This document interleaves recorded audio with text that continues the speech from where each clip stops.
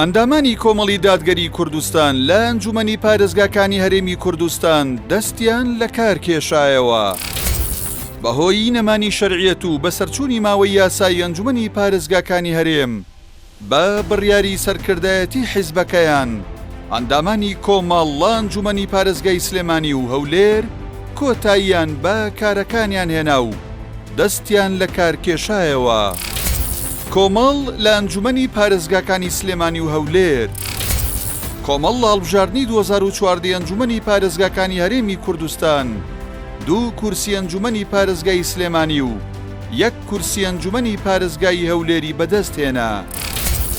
لە کۆبوونەوەی گشتی کۆمەڵی دادگەری لە 1 ئایاری 2023 بڕیاری کشانەوە لە ئەنجومەنی پارێزگاکان درا. دوای بڕیاری حیزبەکەیان، ئاریەک لە چنار جەلال ئەندامی ئەنجومەنی پارێزگای هەولێر، ڕەمەزان نامیق و میدیا شێخ ئەحمەد ئەندامانی ئەنجومەنی پارێزگای سلێمانی دەست لە کارکێشانەوەیان پێشکەش کرد. سەرنجام ئەنجومەنی پارێزگای هەولێر لە 16 پێنجی 2023 دەست لە کارکێشانەوەی چنار جەلال ئەندامەکەی کۆمەڵی لە ئەنجومەنی پارێزگا پەسەند کرد.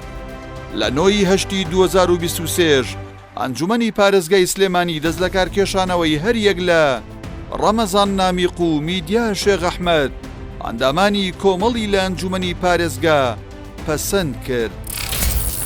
کۆمەڵ بۆچی لە ئەنجومەنی پارێزگاکان کشایەوە؟ بەهۆی نەمانی شەرعیەتی یاسایی و بەسەرچوونی ماوەکەیان، ئەندامانی کۆمەڵ لە ئەنجومەنی پارێزگاکانی هەرێم دەستیان لە کار کێشاوەتەوە. ئەم هەوڵەی کۆمەڵ بۆ دروستکردنی فشارە بۆ ئەنجامدانی هەڵبژاردننی ئەنجومەنی پارێزگاکان و نوێکردنەوەی شەرعیەتی ئەنجومەنی پارێزگاکان بە دەنگدانی هاوڵاتیان. کۆمەڵ یەکەم حیزبی هەرێمی کوردستانە کە لە ئەنجومەنی پارێزگاکان کشاوەتەوە و داوای هەڵبژاردنەکات. ئەندامانی کۆمەڵ لە ماوەی کارکردنیان لە ئەنجومەنی پارێزگاکان نوێنەرێکی سەرسەختی هاوڵاتیان و داکۆکی کاری مافەکانیان بوون و چاودێری وردەکاری کارە نایاسایەکانی حکوومەتە خۆجیەکانیان کردووە. ئایندەی ئەنجومەنی پارێزگاکانی هەرێمی کوردستان. ئەنجومەنی پارێزگاکانی هەرێم لە ساڵی 2005 پێگاتن. هەڵبژاردننی خولی یەکەمی ئەنجومەنی پارێزگاکان لە ساڵی 2005 و خولی دووەم لە ساڵی 2014 بەڕێوە چوو. لە مانگی 6 ساڵی 2018ەوە ماوەی یاسایی ئەنجومەنی پارێزگاکان بەسەر چووە.